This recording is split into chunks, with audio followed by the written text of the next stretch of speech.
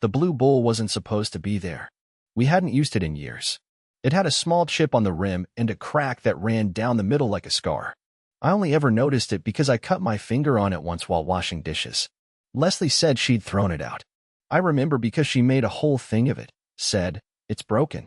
Why do you keep holding on to broken things?" But there it was, on the table, with 2 spoons. Not one. Not mine. I stood in the kitchen doorway, staring at it like it had grown teeth. The light from the window hit it just right, and for a second, I thought maybe I'd made a mistake. Maybe it was a different bowl. Maybe I was just tired again. Maybe I'd forgotten something. Lately, I'd been forgetting everything. The house smelled like rosemary. She only cooked with rosemary when she was trying to impress someone. There were voices upstairs. Not loud, just casual, calm, intimate in a way that makes your skin crawl. One of them laughed. I didn't recognize the laugh. It was the kind of laugh you don't give your husband anymore. I walked up the stairs like I was carrying 100 pounds of silence. The bedroom door wasn't fully shut. It never was. She liked it that way, said the slam echoed in her chest too long after. I pushed it open. Not fast. Not with drama. Just enough to see her. She was sitting on the floor, barefoot, holding a sock that wasn't mine. And across from her, sitting with his legs stretched out like he owned the floor, was the same man I'd seen a year ago in a Facebook comment thread. Brock. His name didn't need to be spoken. It had been echoing for months, and every moment she didn't look me in the eyes. They both looked up. She didn't flinch. He smiled. I said nothing. She said, "You're home early." I didn't ask questions. I didn't demand answers.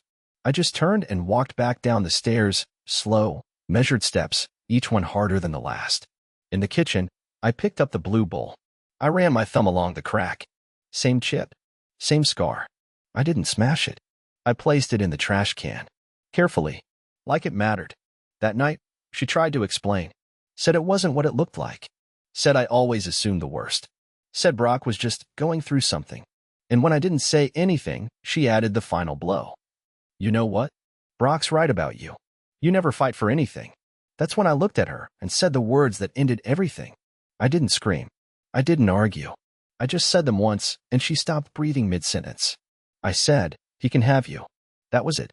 She blinked twice. Like it took her brain a moment to process that I'd actually spoken, that I hadn't just sulked into silence the way I usually did. And then she tilted her head slightly, not in confusion, but in offense. Like I'd failed to deliver the script she was expecting. She probably thought I'd beg, break down, ask for the truth.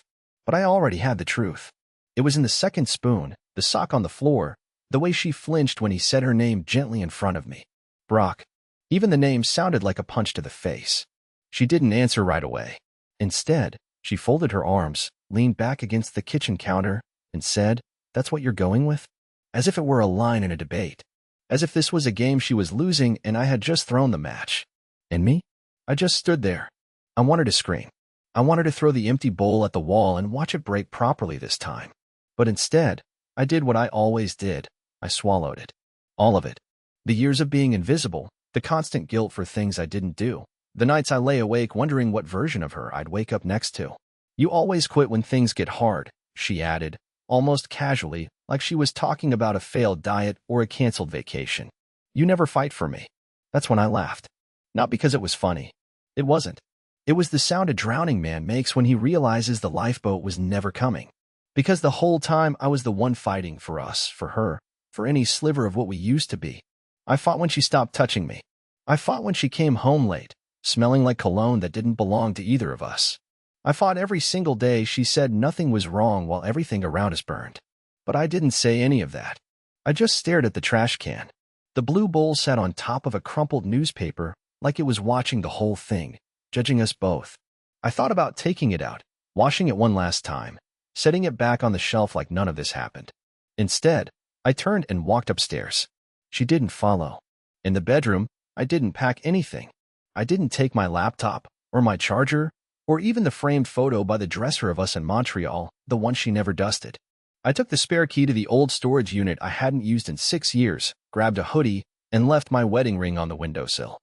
I don't even know why I put it there, maybe so she'd see it and understand something was actually over. It was raining when I walked out. Of course it was. The kind of rain that soaks through your socks and makes your knees cold. I got in the car, turned the key, and sat there for 5 full minutes before pulling away. I didn't know where I was going. I just knew it wasn't going to be back home. Not tonight. Not ever, even if I tried to pretend otherwise later. Because once you say the words that end everything, there's no edit, no rewind. But the story didn't end with me walking out. 2 days later, I got a message from her best friend. She said, "You should know, it wasn't just Brock. And that bowl? She kept it for a reason." And that's when I realized how much of my life I didn't even recognize anymore. The message from her friend came at 3:14 a.m. I remember because I was lying on the floor of the storage unit at that exact moment, staring up at the exposed beams and wondering how I had ended up there, on a patch of concrete between a box of old tax records and a broken office chair, with nothing but a musty sleeping bag and the smell of dust and regret to keep me company. I hadn't slept, not really.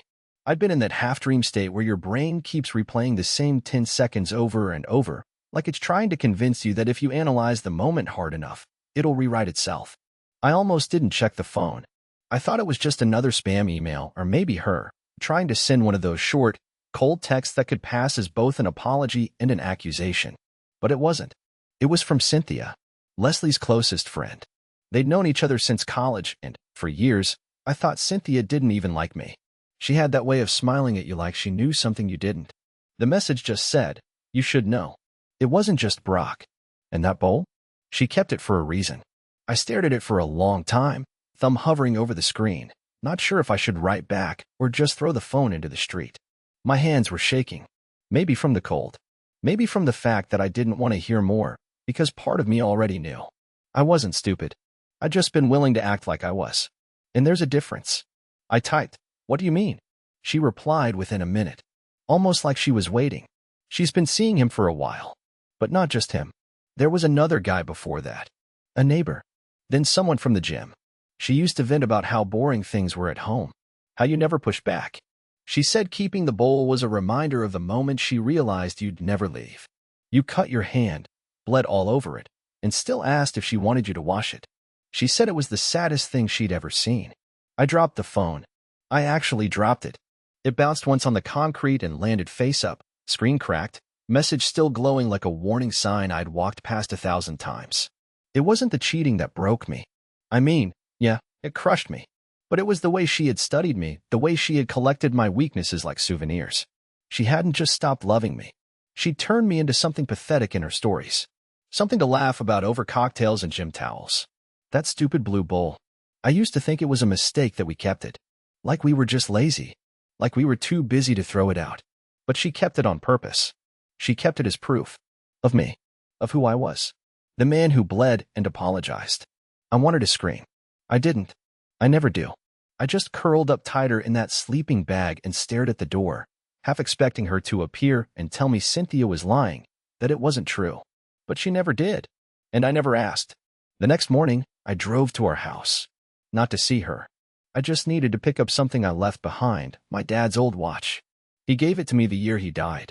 Said it wasn't worth much, but it ticked on time and didn't quit early like most things do. I'd left it in the kitchen drawer behind the takeout menus and loose batteries. I just wanted that one piece of my life before her that hadn't been infected by what came after. I parked down the street and waited until her car pulled out. She didn't see me. She was wearing sunglasses, even though it was overcast. That always annoyed me. Inside, the house felt alien. Too clean. Too still. I grabbed the watch. Almost left. Then I opened the trash can. The blue bowl wasn't there. I lifted the bag out. Nothing. She took it back out. She kept it. And that, for some reason, felt worse than everything else. She still wanted the reminder. I don't know what made me open it. Maybe instinct. Maybe bitterness. Maybe just that dumb human impulse to touch the bruise again and again, just to make sure it still hurts. I had the watch already. I should have left. I should have closed the drawer, locked the door behind me, and vanished into the world like the ghost she had already turned me into. But something about the hallway felt wrong. Not threatening, exactly, just unfamiliar, like a stranger had rearranged the molecules in my own house. I stood outside our bedroom door, hand on the knob, listening to nothing. Not silence, nothing. That eerie, suffocating stillness that settles over a place where no one misses you anymore. The bedroom smelled like citrus. Her new air freshener. I used to hate that scent. Still do. Makes everything smell too clean, too artificial. The bed was made, tight hospital corners, two identical pillows like twin gravestones. She never used to make the bed. Then I noticed it.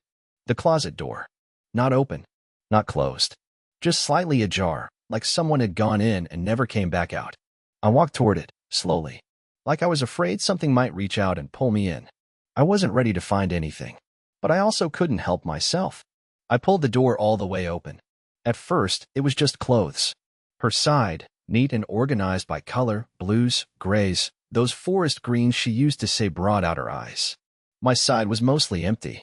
I'd taken some things when I left, but apparently not enough to leave a dent. That stung, like she'd already airbrushed me out. But then I saw the bag. Black leather, small, zipped tight and tucked behind a stack of sweaters. A gym bag, but not one I recognized. It wasn't hers. Not mine either. Curious, I pulled it out, placed it on the bed, and slowly unzipped it. Inside were three things. First, a passport. Not hers. A man's. Not Brock's either. Different name. Jason McCleary. I had never heard that name before. And yet there he was, smiling stupidly in that little blue booklet, next to a boarding pass for a flight to Lisbon. Dated next month. Second, a folded letter. I unfolded it carefully, hands trembling. It wasn't addressed to me. It wasn't even hidden like it was supposed to be kept secret. No, this was left as if it didn't matter if I saw it. Like I was already expected to be gone. It said, "Jason, I'm sorry I made you wait this long. You were right. He never would have left unless I pushed. It's finally happening. And yes, I'll bring the ring with me. I promise. No more delays." The ring. She was taking my ring with her. The one I left on the windowsill. That was the third thing in the bag. My ring, wrapped in a tissue, tucked into a side pocket like a souvenir. Like she planned to carry it with her into the next chapter, just to prove how completely she'd erased me. My heart went quiet. That eerie, hollow quiet. I wasn't even angry. Not anymore. I just felt empty. Like I'd been hollowed out and left behind. She didn't just leave me. She staged it. Engineered it. Manipulated the exact moment I'd walk in, the blue bowl, the sock, the silence, all of it a trigger. She wanted me to go. To vanish. So she wouldn't have to lie anymore. So she could be the poor woman left behind by the sad husband who never fought for her. And Jason? He was just next on the list. Not better. Just different. Just newer. I zipped the bag back up. Left everything exactly where I found it. Walked back down the stairs and out the door. I didn't even lock it behind me. I sat in my car for nearly an hour. I didn't cry. I didn't punch the steering wheel or scream. I just watched the front door, like maybe she'd appear with an explanation or an apology or something real. But she didn't. I started the engine. Drove until I ran out of gas. I was parked outside a shuttered laundromat when her name lit up my screen. Just Leslie, mobile, like it always had. Same ring owned too, one I hadn't bothered to change since the day we got married. The familiar sound made my stomach twist. I didn't pick up at first. I just watched the phone ring in my lap, blinking like a heartbeat. She let it go to voicemail. Waited a few seconds. Called again. I let it ring this time too. I wanted to ignore her forever. But something in me, some pitiful, broken down, self-destructive piece, needed to hear what lie she'd try first. Because I already knew the truth. The bag, the letter, the ring. Jason. Whoever he wasn't Brock. He wasn't a mistake. He was the plan. By the third call, I answered. I didn't say anything.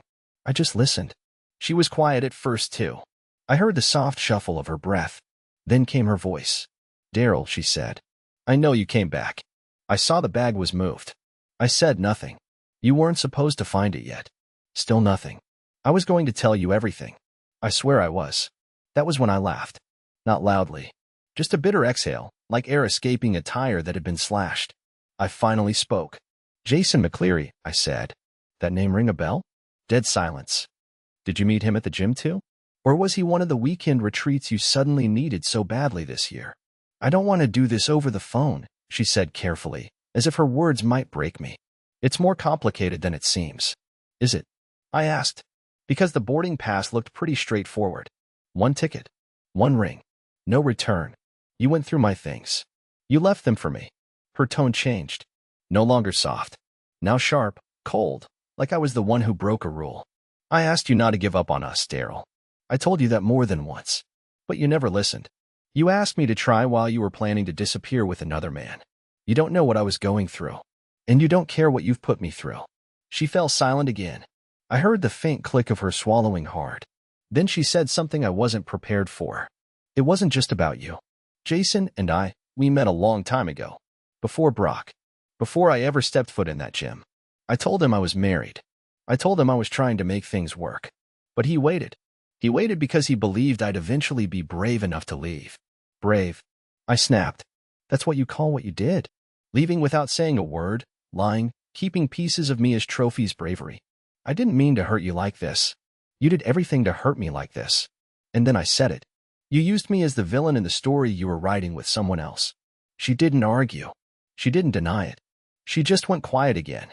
And for the first time since everything fell apart, I realized she didn't regret what she did. She regretted that I found out this way, that her plan hadn't been perfectly executed. She started to speak again, but I cut her off. "One question," I said. "One honest answer. Was there anyone else?" She hesitated. A breath. "And then, there was one before Brock. You met him once. Remember our New Year's party 3 years ago? The guy who brought the firewood and stayed too late? His name was Alan." I almost dropped the phone.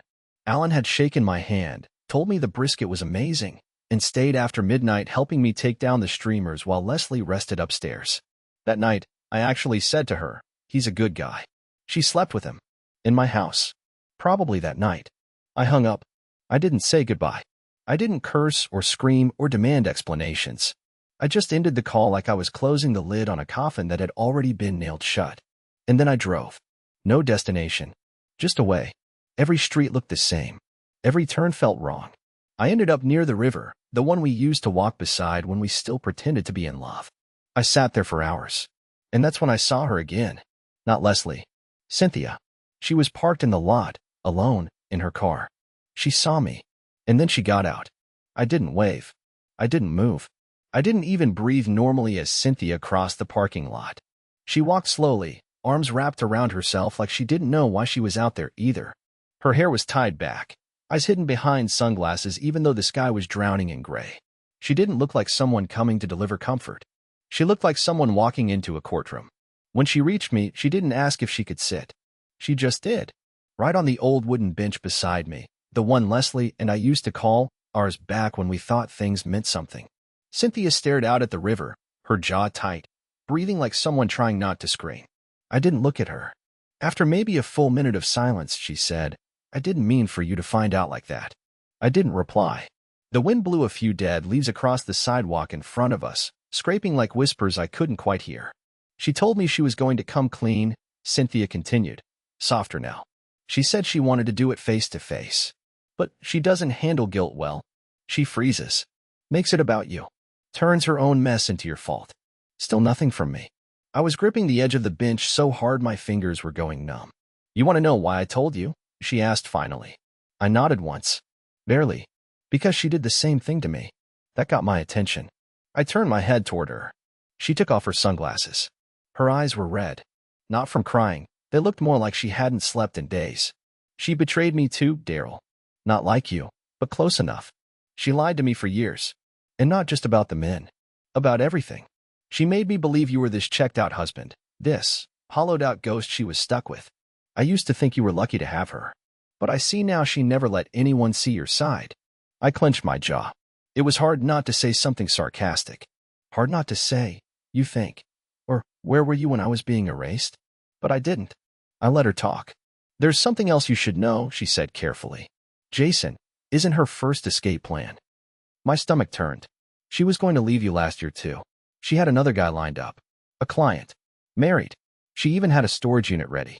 The one on Hemlock and Fifth. I know because she asked me to help her find furniture for it. Said she wanted a fresh start, minimalist vibe, nothing that reminds me of him." That was you. Him was you. I swallowed hard. The betrayal didn't stop. It just kept unfolding, like some poison flower that bloomed darker with every layer. I told her I wouldn't help. That it was cruel. That she was building a new life on top of a lie. You know what she said? I didn't want to know. But I nodded. She said, "Daryl is a placeholder. He fills the space, not my heart." Those words hit like a punch to the ribs. She continued, voice cracking now. "She uses people like scaffolding. Once the new floor is built, she kicks the supports away." I was her friend for 15 years. And she kicked me out the same way. Cynthia turned to me then, her eyes glistening. You're not crazy. You're not weak. She needed you to feel like you were. It's the only way her story works. I could feel something breaking inside me. But this time, it wasn't the kind of break that bleeds. It was the sound of pressure giving way. The crushing, relentless guilt I'd carried for years began to lift. She's still telling people you walked out, Cynthia said. Still playing the victim. But I thought you deserved to know the full story. I looked down at my hands.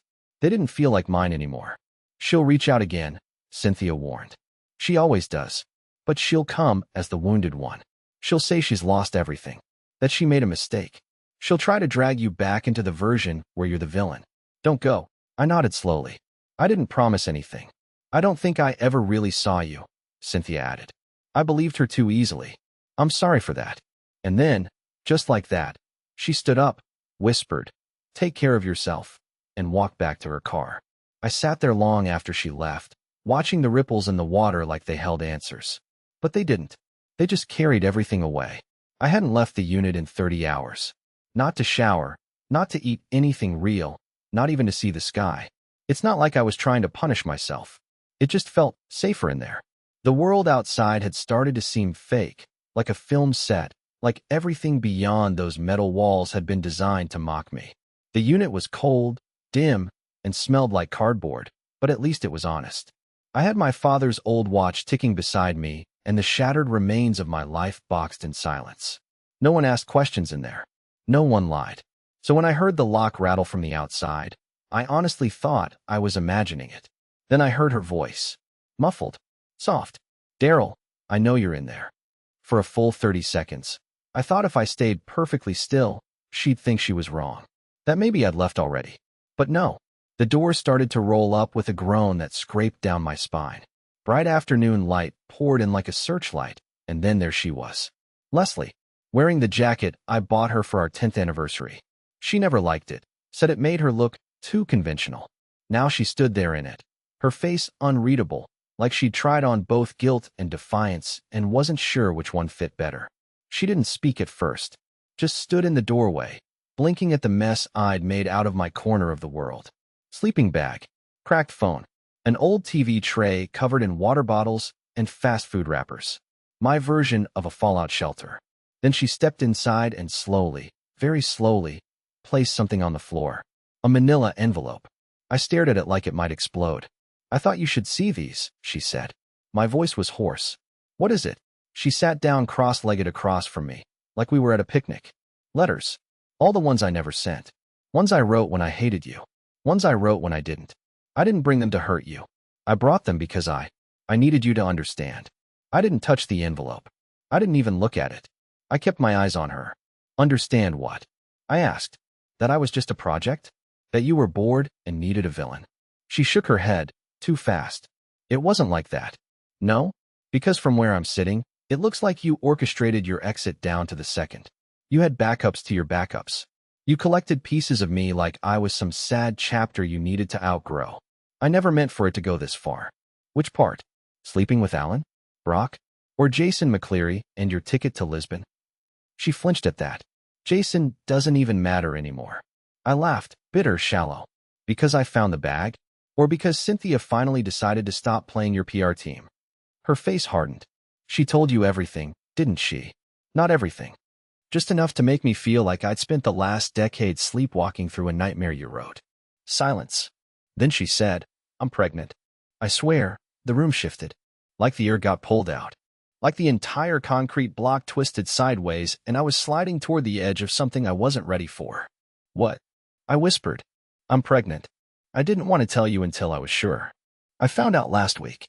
I felt my whole body tighten, like my bones were trying to keep me from coming apart. "Is it mine?" I asked. That pause. That heartbeat of hesitation. It was the loudest sound I'd ever heard. "I don't know." And that was it. I stood up, walked to the back of the unit, stared at the wall. There was a crack running from ceiling to floor, thin, jagged, like it had been trying to break this place open for years. I didn't speak. "Behind me," she said. "I just thought you deserved to know." Then I heard her stand. Her footsteps. The door rolling back down. When it clicked shut again, I finally turned around. The envelope was still there, sitting like an accusation. I didn't open it. Not yet. I didn't open it right away. That envelope sat there on the floor for almost 20 minutes while I stood frozen at the back of the storage unit, staring at the crack in the wall like it could tell me what to do. My hands were shaking, not out of fear anymore, but out of exhaustion. I'd run out of rage. I'd run out of grief. All I had left was curiosity, and even that felt like it was fading. Eventually, I picked it up. It was thicker than I expected. Inside were a bunch of neatly folded pages, handwritten in her familiar tight cursive. Each one started with a date, like a journal. But there was something else too, an ultrasound printout tucked between 2 pages, smudged at the corners from being handled too much. It was dated only a few days earlier. I stared at it for a long time. Not because I had any warm feelings left toward her, those were ashes now, but because this was something real. Something small and human. Something that didn't ask to be born into this mess. I read the first page. It was dated from almost 2 years ago. Back then, we were still sleeping in the same bed. Still eating breakfast together on Sundays. Still pretending. She wrote things like, I miss who he was, and I want to scream and cry and shake him, but I also want to lie next to him forever. The letters weren't cruel. They were confused. Selfish, yes, and delusional. But they weren't written by a monster. They were written by a woman drowning in her own indecision, her own fear, her own stupid need to be seen. I saw the spiraling just beneath the surface, the desperation in every line. And maybe for the first time since it all fell apart, I didn't feel like her victim. I felt like someone who finally understood. But that's not what changed everything. What changed everything was the last page. It wasn't a letter. It was a medical form paternity testing authorization. Blank still. And signed.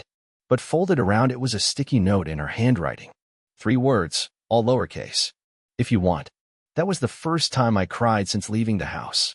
Not for her. Not even for what we'd lost. I cried because in the middle of her mess, her lies, her failures, her betrayal, she left one last choice for me. Not control, not manipulation. Just choice. And that small gesture cracked something open in me that I thought had died. I didn't call her that night. I didn't rush back into anything. But the next morning, I walked into a clinic, scheduled the test, and told them I wanted to know. Because even after everything, I had to be sure. I had to face it all the way through. 2 weeks later, I got the result. I was the father. The wave of emotions that hit me was unlike anything I'd ever felt. It wasn't joy exactly. It wasn't pain either. It was purpose. And clarity. For the first time in years, I felt awake. Leslie and I didn't get back together. That was never going to happen. Too much had broken between us, and some cracks don't close. But we talked. Calmly. Like 2 people who were no longer trying to win, or punish, or prove anything. We made a plan. She agreed to co-parent on my terms. No manipulation. No rewriting history. Just honesty and space. We kept it civil, and surprisingly, it stayed that way.